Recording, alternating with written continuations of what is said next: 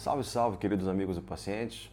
Então estamos aqui para dar continuidade ao vídeo que nós gravamos inicialmente sobre o câncer que está cometendo a cantora Preta Gil, mais especificamente falando o câncer de reto. E eu recebi algumas perguntas nas redes sociais a respeito do tratamento que pode ser empregado para o câncer de reto, tá ok? Então estou tentando dividir de uma forma que fique mais didática possível para todo mundo poder entender. O tratamento do câncer não é um tratamento simples, tá? E eu espero que essa divisão deixe tudo mais fácil de compreender. Eu sou Adolfo Bamonde, cirurgião geral oncológico, e esse é o tema do vídeo de hoje. Solta a vinheta. Bom, relembrando o que eu falei no primeiro vídeo, que eu soltei recentemente falando a respeito desse tumor, o tratamento ele vai depender sempre do estadiamento da doença, tá? E o estadiamento ele vai basicamente dizer se é uma lesão nas fases mais iniciais, se é uma lesão localmente avançada ou se é uma lesão que já deu metástase. Tá? Dependendo desses achados que nós vamos ter com os exames de estadiamento, a gente vai propor tratamentos diferentes. Então, as lesões mais iniciais são tratadas exclusivamente com cirurgia e depois são avaliadas quanto à necessidade de fazer quimioterapia para complementar. Lesões localmente avançadas de reto são tratadas com quimio e radioterapia e depois cirurgia. Pode ainda haver a necessidade de fazer mais quimioterapia após esse procedimento, tá? Mas isso é uma coisa que é decidida caso a caso.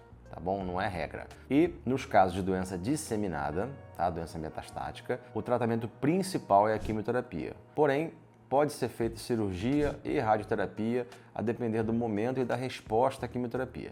Então, basicamente, eu vou me ater nesses vídeos que eu vou gravar agora em relação a cirurgia, para os casos mais iniciais, e os casos que são localmente avançados, que necessitam fazer quimio-radioterapia e depois cirurgia. As complicações, elas são similares, mas elas tendem a ter algumas diferenças nesses dois casos. Então vamos falar basicamente das complicações referentes às cirurgias dos tumores nas fases iniciais e dos tumores nas fases localmente avançadas, tá ok? Bom, toda vez que a gente vai operar um tumor, uma cirurgia para tratar um câncer, ela tem que seguir alguns princípios oncológicos, tá ok? Isso foi se desenvolvendo ao longo dos anos baseado na compreensão a respeito do comportamento do câncer. A gente sabe que o câncer é uma proliferação constante, irregular, sem freio de células, e essa proliferação, além do tumor se proliferar, ele pode ter a capacidade de infiltrar os tecidos, cometendo todas as camadas do órgão, inclusive infiltrando órgãos que são contíguos, ou vizinhos, e também pode invadir vasos sanguíneos e vasos linfáticos, que é por onde ele pode se disseminar, ele ganha corrente sanguínea, ganha vasos linfáticos e vai parar em outras partes do corpo, ou ainda ele pode se disseminar através dos próprios nervos que estão inervando aquele órgão ali. Então, baseado nesse comportamento do tumor, as cirurgias para tratamento de tumor, elas têm que seguir um padrão, que são os princípios oncológicos. Basicamente, a gente tem que ressecar o segmento acometido pela doença com uma margem de tecido saudável ao redor. Falando de reto especificamente, tá? A altura do tumor, ela faz toda a diferença, tá ok? Quanto mais alto o tumor, menos mórbida fica a cirurgia. Por quê? Quanto mais eu tenho que entrar na pelve, mais aumenta o risco de lesão de órgãos que estão adjacentes ali ao reto, No homem, no caso, na frente do reto, a gente vai ter as vesículas seminais, a próstata e a bexiga. A mulher na frente vai ter o útero e a vagina, tá? E tanto no homem quanto na mulher, a gente vai ter o sacro. Então, quanto mais a gente entra na pelve, maior a chance de lesarmos estruturas que encontram-se ali na pelve, tá ok? Essa relação entre os órgãos é uma das coisas que a gente leva em consideração. A outra coisa são algumas estruturas que são menores, mas também têm importância, como por exemplo, no homem o ducto deferente, que é o que leva o espermatozoide. Tanto no homem quanto na mulher também tem o ureter, que é o canalzinho que leva a urina que é produzida no rim até a bexiga. E também, no caso do homem e da mulher, existem os nervos que vão inervar os órgãos pélvicos e os vasos da pelve. Então, quanto mais profunda a dissecção, quanto mais a gente entra em profundidade na pelve, maior a chance de nós lesarmos essas estruturas, tá ok? Então, quanto mais baixo fosse o tumor, na hora de fazer essa margem de tecido, imagina o reto sendo um tubo, o tumor estando no meio do reto, você vai ter que fazer uma ressecção de tecido saudável após o tumor e antes do tumor. Então, se esse tumor está muito próximo do ânus, algumas vezes o próprio ânus acaba sendo a margem da ressecção. tá?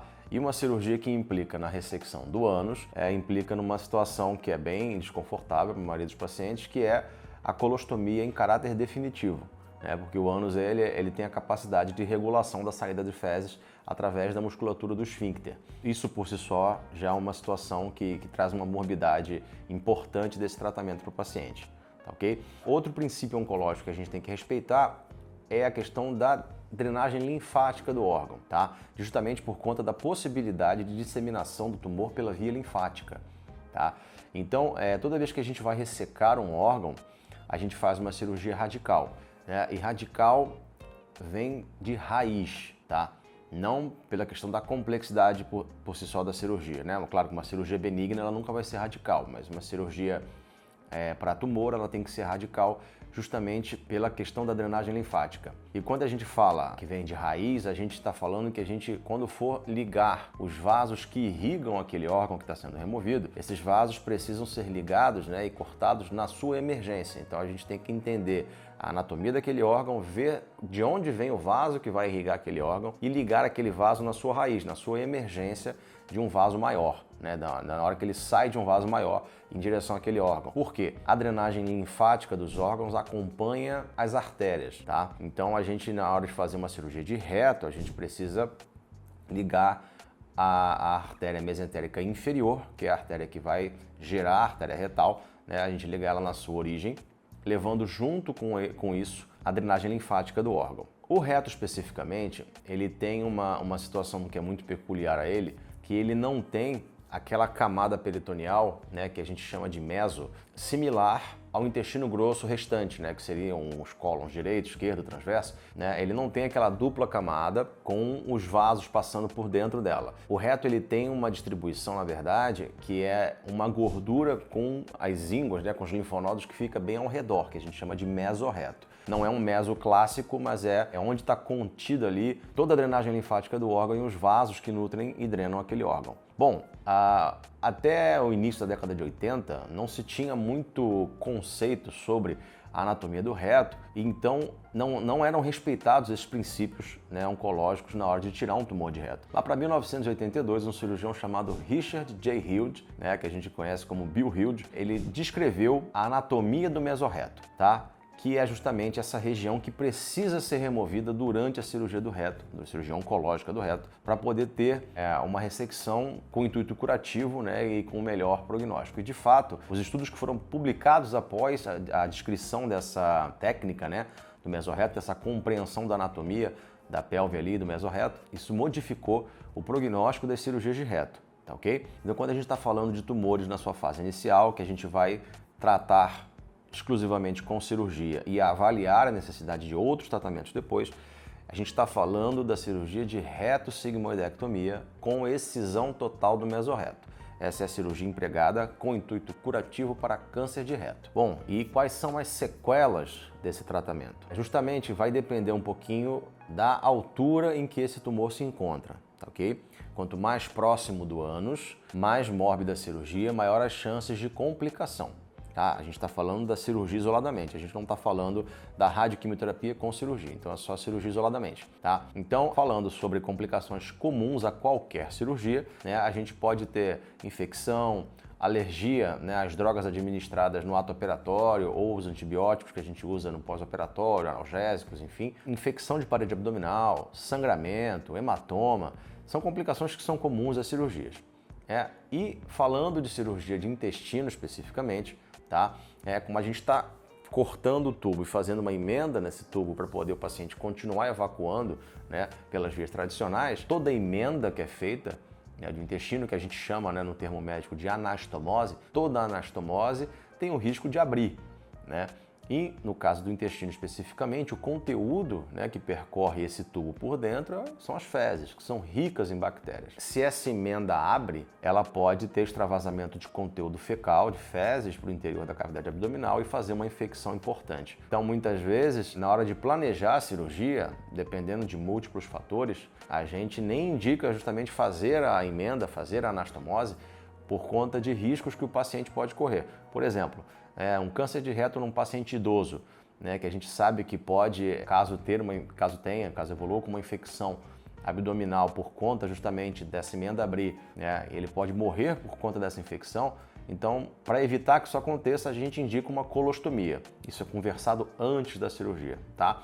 E caso essa infecção ocorra, né, que essa emenda abra e precise reoperar esse paciente vai precisar com certeza de uma colostomia também, tá? Então, justamente a gente tenta evitar a emenda em alguns casos, mas na grande maioria dos pacientes, né, a gente tem que fazer essa emenda aí.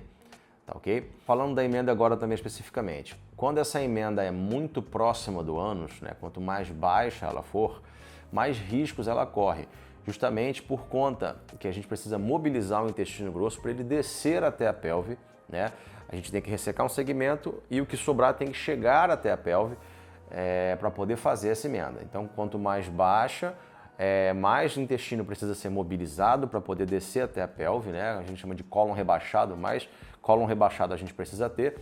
E a gente pode também ter prejuízo da irrigação arterial desse órgão, porque quanto mais próximo do ânus, mais dependente dos vasos daquela região a gente fica, né? Então, dependendo da altura que essa emenda é feita, dessa anastomose, pode haver necessidade de fazer uma ileostomia de proteção. O que é ileostomia de proteção? Na verdade, a gente faz uma bolsinha, né, com intestino fino, aquela bolsinha de colostomia, só que na verdade é com intestino fino, né, com o finalzinho do intestino fino, que é o ilho. Então a gente faz uma ileostomia para que o conteúdo do trato digestivo não percorra o intestino grosso e não passe por aquela emenda, por aquela anastomose.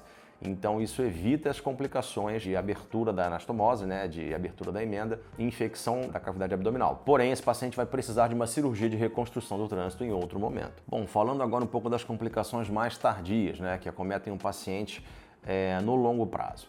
Em homens pode acontecer a esterilidade, justamente por ligadura do ducto deferente, que é essa estrutura que passa na pelve ali, levando os espermatozoides que vêm ali do testículo epidídimo, né? Então, esses ductos podem ser ligados e deixar o homem estéril. E uma outra situação, que normalmente é quando a gente acaba por lesar os nervos do plexo hipogástrico, né, que são os nervos que descem para a pelve para poder irrigar, para poder inervar as estruturas da pelve. No homem, a gente pode ter a ejaculação retrógrada, né? Que ao invés de eliminar o ejaculado através da uretra, que é o canalzinho do xixi no pênis, essa ejaculação ela vai parar dentro da bexiga, né? É o que é chamado vulgarmente de orgasmo seco, né? Então, o homem ele pode ter a ejaculação retrógrada como complicação tardia desses casos. Tá? Tanto o homem quanto a mulher também podem ter disfunções vesicais, né? Que são quadros onde a musculatura da bexiga se comporta de maneira errada. Então ela pode ou ficar ativa demais ou ficar relaxada demais. A maioria dos casos, os pacientes acabam evoluindo com retenção urinária, precisando fazer sondagem de repetição, né? Infecção urinária de repetição. Tá? Outras complicações importantes que podem acontecer também é a lesão dos ureteres, né? Que são esses canaizinhos que levam o xixi do rim até a bexiga, precisando de intervenção cirúrgica para corrigir. Na mulher especificamente, alguns casos podem acontecer da bexiga fazer uma comunicação com a vagina, né, fazendo uma fístula vésico-vaginal, tá? E, no geral, também podem acontecer hérnias incisionais, isso é comum a toda e qualquer cirurgia, tá? E a possibilidade de aderências, né, um órgão ficar meio que grudado um no outro por conta da manipulação cirúrgica, e no futuro o paciente desenvolver quadros de suboclusão intestinal. Tá? Essas são as sequelas frequentes de um paciente que é submetido apenas à cirurgia para ressecção do tumor de reto. Tá, ok? Bom, em último caso, eu tinha até citado um pouco mais cedo nesse vídeo, pacientes que fazem, que desenvolvem tumor na porção mais distal, mais final do reto, né, que estão muito próximas do ânus, em alguns casos precisam fazer uma cirurgia que é chamada de amputação abdômeno-perineal do reto, onde o reto ele é retirado em contiguidade com o ânus, tá, ok? O ânus ele é composto do esfíncter, que é justamente essa musculatura que regula a saída de fezes. Se a gente tira esse esfíncter, o paciente perde a capacidade de regular a saída das fezes. Então a gente obrigatoriamente tem que fazer uma colostomia. Então uma das possíveis sequelas, né, em caráter definitivo dessa cirurgia, a depender da localização, tá, desse tumor, uma das sequelas é uma colostomia também em caráter definitivo, tá, ok? Bom, esse vídeo de agora vai citar basicamente esses tipos de complicação. Eu vou fazer agora um outro vídeo falando, né, dos pacientes que têm tumor localmente avançado que precisam fazer radioquimioterapia seguida de cirurgia. tá ok? Grande abraço, espero que tenham entendido, não tenha ficado uma linguagem muito pesada e até o próximo vídeo.